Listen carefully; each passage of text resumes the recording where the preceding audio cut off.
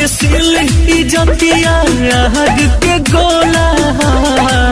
अपना गर्मी में बबुनी नरमी राखाई पंडित जी के टोला।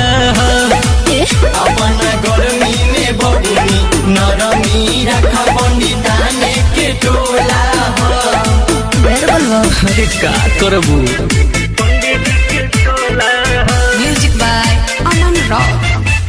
अपना गर्मी में बबुनी नरमी राखाई पंडित जी के टोला।